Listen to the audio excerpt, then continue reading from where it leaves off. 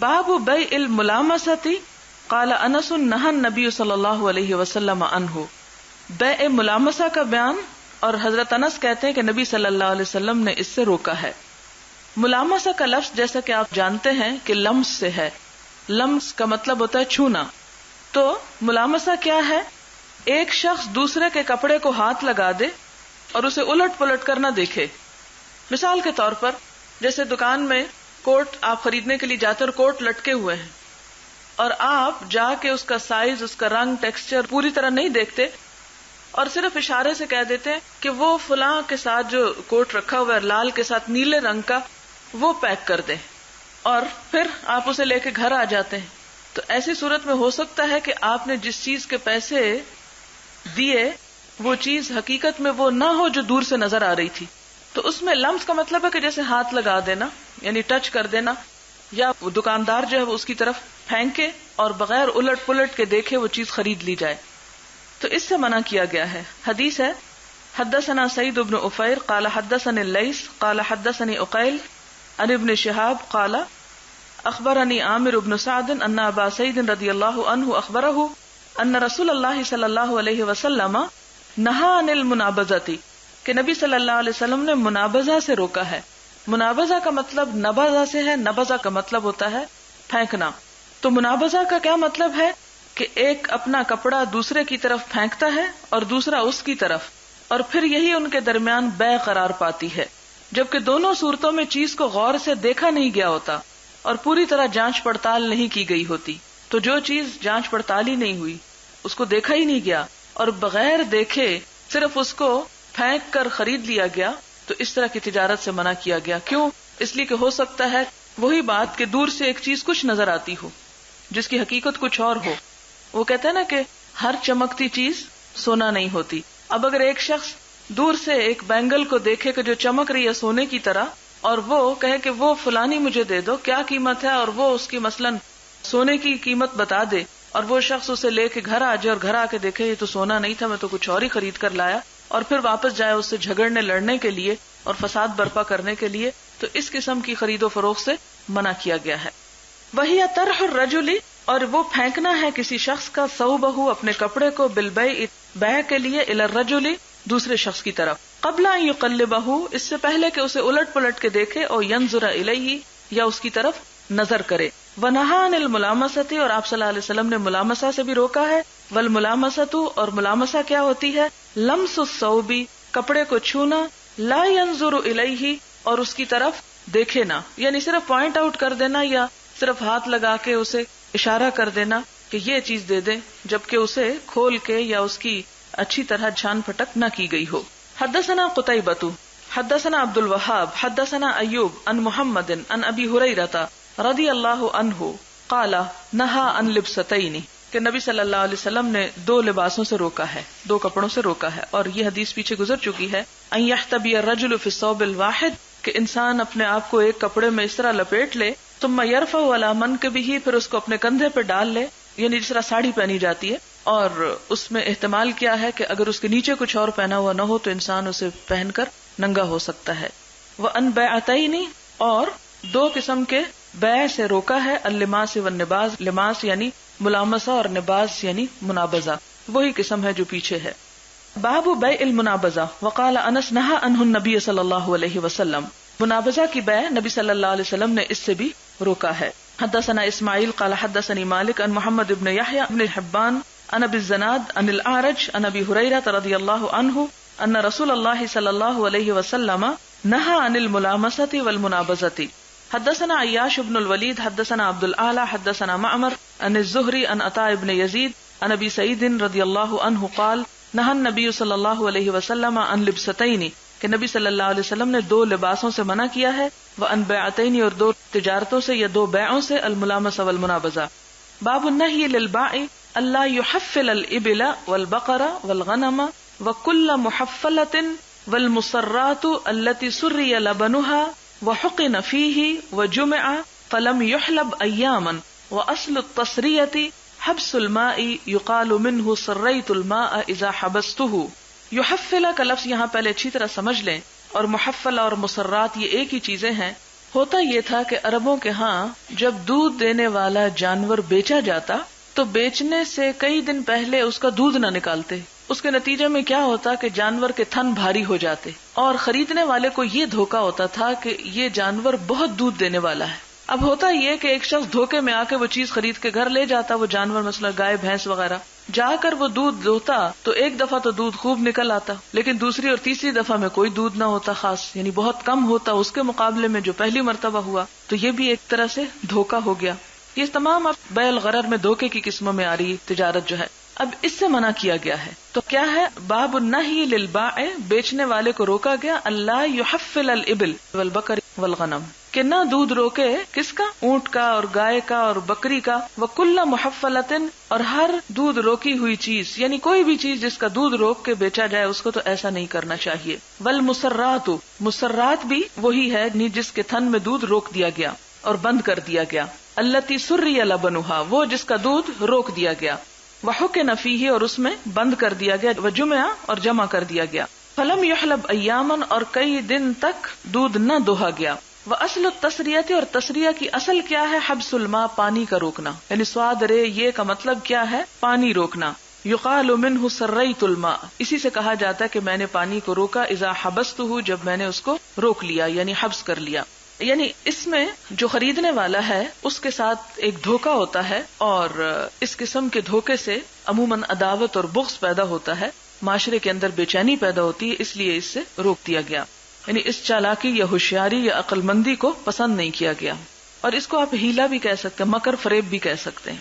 حدثنا ابن بکیر حدثنا اللیث عن جعفر بن ربیعہ عن الاعرج قال ابو ہریرہ رضی اللہ عنہ عن النبی صلی اللہ علیہ وسلم لا تسر الابل والغنم، آپ نے فرمایا کہ اونٹ اور بکری کا دودھ تھن میں روک کر نہ رکھو. فمن ابتاعها بعد، اور جو کوئی اسے خرید لے، یعنی اگر کسی کو دھوکا ایسا ہو جائے، خرید چکا جانور اور بعد میں پتہ چلا کہ یہ تو روکے ہوئے دودھ کا تھا، فإنه بخیر النظرین، تو اس کو اختیار ہے دو میں سے ایک چیز کا. بین ان یحتلبها، اس کے درمیان کہ وہ اس کے یعنی دوہ لے. ان شاء امسک، چاہے تو اسے روک لے. وان شاء ردها، اور چاہے تو جانور لوٹا دے. وساع تمر، اور ایک سا کھجور بھی ساتھ دے دے. بات کو ذرا دوسری طرح سمجھنے کی کوشش کریں. آپ کو یاد ہوگا پیچھے آپ نے پڑھا کہ البیعان بالخیار ما لم یتفرقا، کہ خریدنے والا اور بیچنے والا دونوں کو اختیار اس وقت تک رہتا ہے جب تک کہ وہ جدا نہ ہو. یعنی بیچنے والا اسی جگہ پر بیچ کے واپس بھی لے سکتا ہے اور خریدنے والا خرید کے واپس سودا کر سکتا ہے اگر دونوں ایک ہی جگہ موجود ہوں. لیکن اگر وہ اپنے اپنے گھر چلے گئے اور گھر جا کے پھر کوئی نقص نظر آتا ہے تو وہ سودا واپس نہیں کیا جا سکتا. آپ کو یاد ہوگا آپ نے پڑھا تھا کہ اسے چاہیے تھا کہ وہ اسی جگہ پر اس کو اچھی طرح چھان پٹک کے دیکھ لیتا. لیکن یہاں اس گائے، بکری، بھیڑ، اونٹنی کو واپس کرنے کی اجازت ہے کہ جس کو دھوکے کے ساتھ بیچا گیا، یعنی اس کا دودھ روک کر. اب یہ شخص گھر لے آیا اور پتہ چلا کہ یہ تو دھوکا ہوا. اب اگرچہ وہ دونوں سودا ہو چکا اور اپنے اپنے گھر چلے گئے، لیکن یہاں اسلام خریدنے والے کو اجازت دیتا ہے کہ وہ چاہے تو اپنے پاس ہی رکھے، اب جو ہو گیا سو ہو گیا، اور چاہے تو اسے بیچنے والے کو واپس لوٹائے اور اس کے ساتھ ایک سا کھجور بھی دے دے. یہ کھجور کیوں دے گا ساتھ؟ اس لیے کہ اس نے اس کا جو دودھ نکال لیا، اس دودھ کے عوض وہ دودھ جو اس نے استعمال کیا اس کے عوض کھجور ساتھ دے دے اور وہ سودا واپس کر دے. اس سودے کو واپس لینا پڑے گا کیونکہ اس میں دھوکے کا احتمال تھا. وَيُذْكَرُ عَنْ أَبِي صَالِحٍ وَمُجَاهِدٍ وَالْوَلِيدِ بْنِ رَبَاحٍ وَمُوسَى بْنِ يَسَارٍ عَنْ أَبِي هُرَيْرَةَ عَنِ النَّبِيِّ صَلَّى اللَّهُ عَلَيْهِ وَسَلَّمَ سَاعَ تَمْرٍ وَقَالَ بَعْضُهُمْ عَنِ ابْنِ سِيرِينَ سَاعًا مِنْ طَعَامٍ. یعنی دوسری روایت میں کیا آتا ہے؟ ساعًا من طعام کا لفظ آتا ہے، یعنی غلے کا سا. وَهُوَ بِالْخِيَارِ ثَلَاثًا، اور اس کو 3 دن تک اختیار ہے. یعنی کب تک وہ اپنا سودا واپس کر سکتا ہے؟ 3 دن کے اندر. وقال بعضهم عن ابن سیرین ساعًا من تمر ولم يذكر ثلاثا، اور ایک اور روایت میں ساعًا من تمر تو آتا ہے لیکن 3 دن کی بات نہیں آتی. والتمر اکثر، اور تمر جو ہے کھجور جو ہے یہ اکثر لوگوں نے روایت کی ہے. یعنی اکثر کی روایت میں کیا آتا ہے؟ کھجور ہی کا لفظ آتا ہے کہ دودھ اگر نکال لیا اور جانور واپس کرنا چاہتا ہے تو کھجور ساتھ ایک سا دے کے واپس کر سکتا ہے. حدثنا مسدد حدثنا معتمر قال سمعت ابي يقول حدثنا ابو عثمان عن عبد الله بن مسعود رضي الله عنه قال من اشترى شاة محفلة فردها فليرد معها صاعا من تمر. ابن مسعود سے روایت ہے، کہتے ہیں کہ جو کوئی ایسی بکری خریدے جس کے تھن میں دودھ روکا گیا ہو تو وہ اس کو کیا کر سکتا؟ فردہا، اسے پھیر دے. فلیرد معہا صاعا من تمر، تو چاہیے کہ پھیرے اس کے ساتھ یا لوٹائے اس کے ساتھ ایک سا کھجور کا بھی. ونہى النبی صلی اللہ علیہ وسلم، اور نبی صلی اللہ علیہ وسلم نے روکا ہے کس بات سے؟ ان تلق البیوع، کہ ملاقات کی جائے، بیوع یعنی بیع سے. وہ کس طرح؟ یہ بات بھی میں یہاں سمجھا دیتی ہوں کیونکہ یہ لفظ بار بار آئے گا. ہوتا یہ تھا کہ اس زمانے میں مکہ کے اندر نہ تو کوئی چیز اگتی تھی نہ کوئی انڈسٹری تھی، اور یہی حالت اکثر علاقوں کی تھی عرب کے. وہاں پر کھانے پینے کی چیزیں، زندگی کی دیگر ضروریات جو کچھ بھی تھیں وہ کہاں سے آتی تھیں؟ دوسرے علاقوں سے. قافلے آتے تھے، غلہ لے کر آتے تھے، کپڑا لے کر آتے تھے، اور آ کر اس بستی میں بیچ دیا کرتے تھے، بازار لگا کرتے تھے. یہ بالکل ایسے جیسے آپ کے اتوار بازار لگتا ہے. اور سبزی کہاں سے آتی ہے؟ مثلا ہری پور سے آتی، مری سے آتی. اب اگر کوئی شخص شہر کے اندر رہتا ہے اور اسے مارکیٹ کا ریٹ پتا ہے تو وہ جان کر جو گاڑی آ رہی ہے مثلا ہری پور سے اور ابھی اسلام آباد میں داخل نہیں ہوئی تو ہائی وے پہ ہی اسے روک کے اس سے سودا کر لے، اور اس کو پتا ہے کہ اصل قیمت کیا ہے. آنے والے کو نہیں پتا اصل قیمت کا. ایسی تجارت سے منع کیا گیا ہے کہ جس میں بیچنے والے کو خبر نہ ہو کہ اصل بھاؤ کیا ہے. دوسری بات یہ کہ وہ اس سے مثلا سستا خرید لیتا ہے اور آ کے یہاں مہنگا بیچتا ہے، تو اس میں ایک قسم کا دھوکہ ہو گیا. تو تلق البیوع کا یہ مطلب بتایا گیا کہ جو بیع ہے اسے آگے جا کے ملنے سے روکا گیا ہے. حدثنا عبداللہ بن یوسف اخبرنا مالک عن ابی الزناد عن الاعرج عن ابی ہریرہ رضی اللہ عنہ ان رسول اللہ صلی اللہ علیہ وسلم قال، نبی صلی اللہ علیہ وسلم نے فرمایا، لا تلقوا الرکبان، مت ملاقات کرو کس سے؟ قافلے والوں سے. راکب کی جمع ہے رکبان. ولا یبع بعضکم علی بیع بعض، اور نہ بیچے تم میں سے کوئی کسی اور کی بیع پر، یعنی کسی بیع پر بیع نہ کی جائے. یعنی ایک چیز جس کا سودا ہو چکا ہے ایک دوسرا جا کے اس کے اوپر ایک اور سودا نہ کرے. اس سے کیا نقصان ہوگا کہ ایک جھگڑا پڑ جائے گا. ایک چیز جو کسی نے طے کر لی لینے کی اور ابھی اس نے مثلا وصول نہیں کی. مثال کے طور پر ایک دکاندار کے پاس یہ گھڑی رکھی ہوئی تھی، اس نے وہ گھڑی کسی کے ہاتھ بیچ دی. اس نے کہا اچھا رکھو میں ابھی آتا ہوں. اتنے میں ایک اور گاہک آتا ہے، وہ کہتا ہے اچھا کتنے کی بیچی؟ اس نے کہا 10. اچھا مجھ سے 11 لے لو اور یہ مجھے بیچ دو. اب اگر یہ پہلے گاہک کو چھوڑ کر دوسرے گاہک کے ہاتھ بیچتا ہے تو اس کی اجازت نہیں ہے. جو چیز ایک دفعہ جس کا سودا ہو گیا، جس طرح وہ کہا نا نکاح کے پیغام پہ پیغام مت بھیجو، تو اسی طرح جہاں سودا ہو گیا پھر اس سودے پہ دوسرا آ کے سودا نہیں کر سکتا، کیونکہ اس سے پہلے گاہک کی حق تلفی ہو جائے گی. ٹھیک ہے. ولا تناجشوا، اور تناجش نہ کرو. نجش کا لفظ پہلے بھی گزر چکا ہے، دوبارہ سن لیں. نجش ہوتا ہے مثلا ایک شخص خود سامان خریدنا نہیں چاہتا، کوئی ارادہ نہیں اس کا، لیکن اس لیے قیمت بڑھاتا ہے، بولی دیتا ہے تاکہ دوسرے زیادہ قیمت دیں. یا بائع بیچنے والا مشتری خریدنے والے کو یوں کہے کہ یہ چیز میں نے اتنے میں خریدی ہے جبکہ وہ جھوٹ ہو. مثلا آپ کئی دفعہ جاتے ہیں کوئی چیز خریدنے لگتے ہیں تو وہ کہتا ہے جی 40 روپے کی، آپ کہتے ہیں نہیں 20 کی دے دو، کہتے ہیں جی اتنے کی تو خرید بھی نہیں، کہتے ہیں نا اتنے کی تو خرید بھی نہیں، حالانکہ خرید اس سے بھی کم کی ہوتی ہے.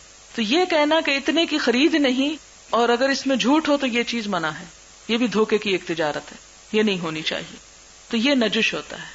یعنی ویسے تو پیچھے آپ دیکھیں کہ نیلامی کی اجازت دی گئی، بیع المزایدہ کا لفظ آپ نے پڑھا تھا اگر آپ کو یاد ہو، تو اس میں وہ حرج نہیں سمجھتے تھے، جبکہ جتنے لوگ بولی دے رہے ہیں وہ سب خریدنے کے ارادے سے آئے ہوں، اور اگر وہ خریدنے کے ارادے سے نہیں آئے، صرف قیمت بڑھانے کے اس میں آئے ہیں یا ایک کھیل تماشے کے طور پر آئے ہیں، تو اس بات کی اجازت نہیں دی گئی، اسے نجش کہا گیا.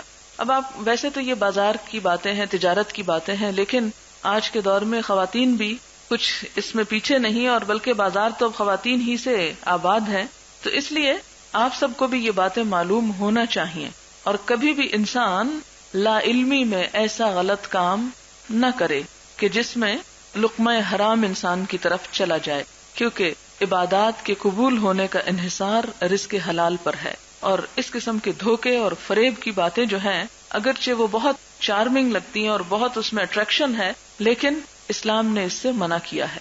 اور پھر ہمارے ہاں تو چونکہ اصل غرض اور نیت کیا ہے کہ روپیہ کمانا ہے، جس مرضی طریقے سے آئے، جس طرح چاہو کسی کو ڈوش دو، تو یہ اسلامی اخلاق اور طرز عمل نہیں ہے. اس لیے یہ باتیں آپ کو بھی اچھی طرح معلوم ہونی چاہیے. یعنی نجش کا آپ سمپلی یہ کہہ سکتے ہیں کہ بلا ارادہ خرید کسی چیز کی قیمت بڑھانا، یہ اس کی تعریف ہے. ولا تناجشو، اور نجش نہ کرو. ولا یبع حاضر لباد، اور حاضر یعنی کسی شہر کا رہنے والا نہ بیچے کس کو، لباد باہر والے کے مال کو.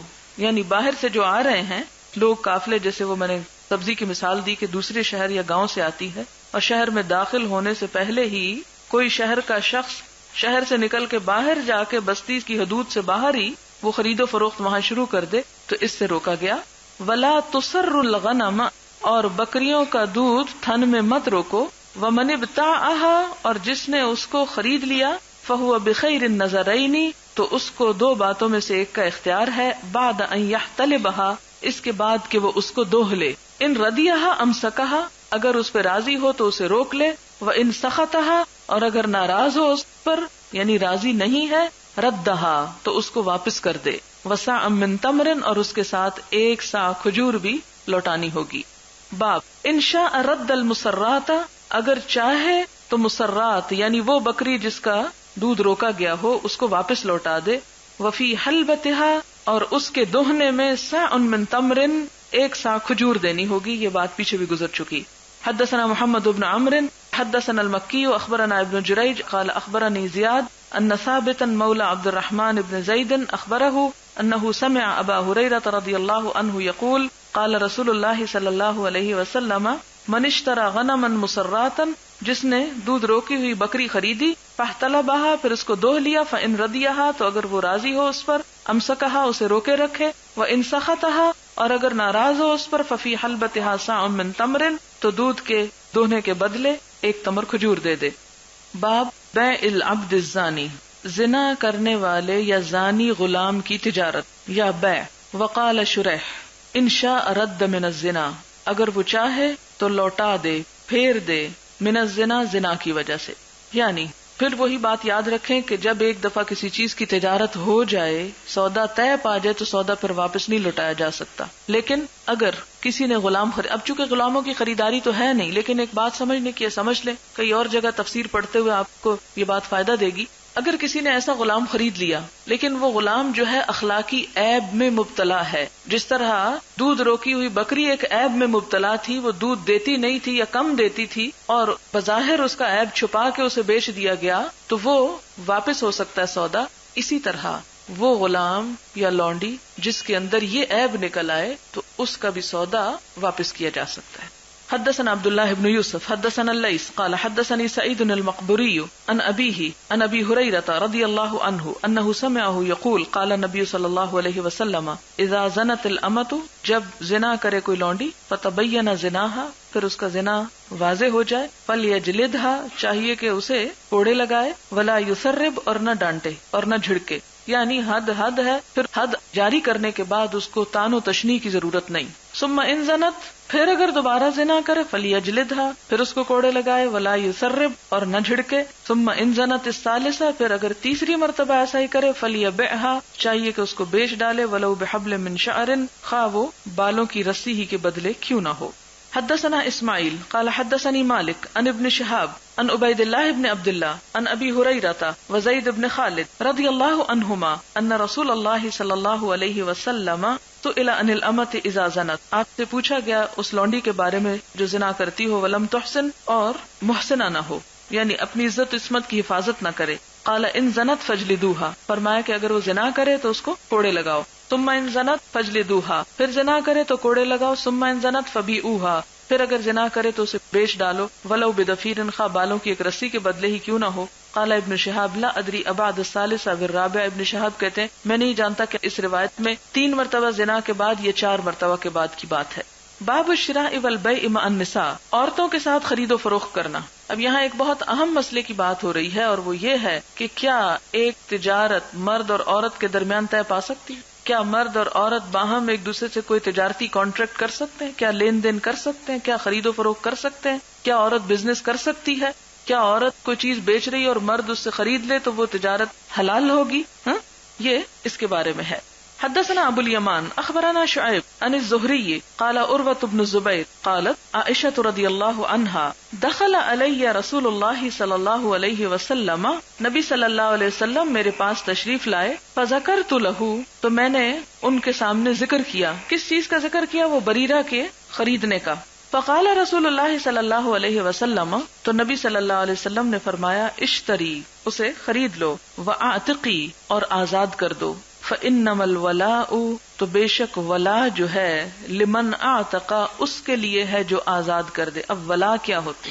مولا آزاد کردہ غلام ہوتا ہے، یعنی اسلام نے جب غلام آزاد کرنے کا حکم دیا تو بہت سے لوگوں نے غلام خرید کے آزاد کر دیے۔ مثال کے طور پر حضرت ابو بکر صدیق رضی اللہ تعالیٰ عنہ نے حضرت بلال کو خرید کر آزاد کیا تھا۔ عموماً یہ جو غلام ہوتے تھے یا تو یہ پکڑے ہوئے لوگ تھے یا جنگ میں پکڑے ہوئے، دور جاہلیت میں غارت گری کے نتیجے میں پکڑے ہوئے لوگ آتے تھے۔ اب ان کے اپنے رشتہ دار اور اہل و عیال اور وہ سب تو کہیں پیچھے ہوتے تھے، کسی کو پتہ نہیں ہوتا تھا۔ اب ایک ایسا شخص کہ جس کا کوئی رشتہ دار نہیں، تو اس کا رشتہ دار کون ہوگا اور اس کا والی وارث کون ہوگا؟ اور خصوصی طور پر اس معاشرے میں کہ جہاں مضبوط خاندانی نظام تھا، قبائلی نظام تھا، وہاں پر کوئی شخص تنہا نہیں رہ سکتا تھا، ہر شخص کے لیے ضروری تھا کہ اس کی کوئی برادری ہو، سخت برادری سسٹم تھا۔ اب ایسے میں ایک غلام جو پہلے تو کسی کی ملکیت تھا، پھر دوسرے نے پکڑ کے اسے خرید کے آزاد کر دیا، تو وہ آزاد کدھر گھومتا پھرے؟ وہ تو ہو سکتا ہے کہ معاشرے کے لیے ایک نقصان دہ چیز ہو جائے، کیونکہ ہوتا یوں تھا کہ جب کوئی شخص غلط کرتا تو پورا خاندان اسے گھیر لیتا اور غلط نہ کرنے دیتا۔ آپ دیکھیں کہ ہمارے یہاں بھی پہلے طلاق کا ریٹ بہت کم تھا، کیوں؟ اگر لڑکی یا لڑکا کوئی بگاڑ پیدا کرنے کی کوشش کرتے تو خاندان گھیر لیتا تھا، لیکن اب نہ کسی کی شرم ہے نہ حیا ہے، جو جس کا دل چاہے کرے۔ اس زمانے میں جو غلام ہوتے تھے ان کو یوں اگر کوئی آزاد کر دے تو وہ بالکل آزاد نہیں رہ سکتے تھے، انہیں بھی کسی کے ساتھ تعلق رکھنا تھا۔ اب اسلام نے ایک اصول طے کر دیا کہ اس غلام کا جو کہ آزاد ہو گیا، اب تعلق کس کے ساتھ ہوگا؟ کیا بیچنے والے کے ساتھ ہوگا یا اس کے ساتھ جس نے اسے خرید کر آزاد کیا؟ تو اسلام نے بتایا کہ حق کے ولا اس کے لیے ہے جو خرید کر آزاد کرے۔ الولاء لمن اعتق، ولا اس کے لیے ہے جو آزاد کرے گا۔ ولا دراصل ایک حق ہے جو آزاد کرنے والے کو اپنے آزاد کیے ہوئے غلام یا لونڈی پر حاصل ہوتا ہے، یعنی اگر وہ لونڈی مر جائے یا غلام مر جائے جس کو آزاد کیا گیا تھا اور اس کا مال ہو تو وارث کون ہوگا؟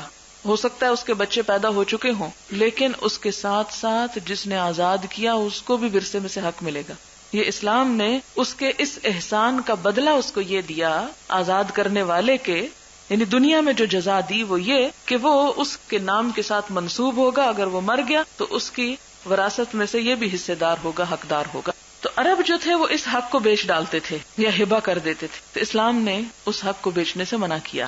آپ نے فرمایا کہ فَإِنَّمَا الْوَلَاءُ، کہ حق کے ولا کس کے لیے ہے؟ لمن اعتق، اس کے لیے جو آزاد کرے۔ ثم قام النبی صلی اللہ علیہ وسلم، پھر نبی صلی اللہ علیہ وسلم کھڑے ہوئے، من العشی، شام کے وقت، فاثنى علی اللہ بما هو اہلہ، پھر اللہ تعالیٰ کی حمد و ثنا کی، یعنی مراد یہ ہے کہ خطبہ دیا۔ ثم قال، پھر فرمایا، ما بال اناس، لوگوں کا کیا حال ہے، یشترطون شروطا، ایسی شرطیں رکھتے ہیں، لیس فی کتاب اللہ، جن کا ذکر اللہ کی کتاب میں نہیں، یعنی یہ تو دور جاہلیت کی بات ہے، اللہ کی کتاب میں یہ شرط نہیں ہے۔ من اشترط شرطا لیس فی کتاب اللہ، اور جو کوئی ایسی شرط رکھے جو اللہ کی کتاب میں نہیں ہے، فہو باطل، تو ایسی شرط کیا ہے؟ باطل ہے۔ وَإِنِ اشْتَرَطَ مِئَةَ شَرْطٍ، خواہ وہ 100 شرطیں ایسی کیوں نہ رکھ دے، شرط اللہ احق و اوثق، جو اللہ کی شرط ہے وہ زیادہ اس بات کی حقدار ہے کہ اسے پورا کیا جائے اور زیادہ مضبوط تر ہے۔ اب یہاں پر جھگڑا کیا تھا کہ جس پر آپ نے خطبہ دیا، اس کا پیچھے بھی ذکر چکے گزر چکا ہے، آگے بھی ذکر آئے گا جھگڑا یہ تھا کہ بریرہ جن کی لونڈی تھی وہ یہ چاہتے تھے کہ حضرت عائشہ چاہے خرید کر اس کو آزاد کر بھی دیں، لیکن حق ولا حضرت عائشہ کے نام نہ ہو، وہ بیچنے والوں کے نام ہو۔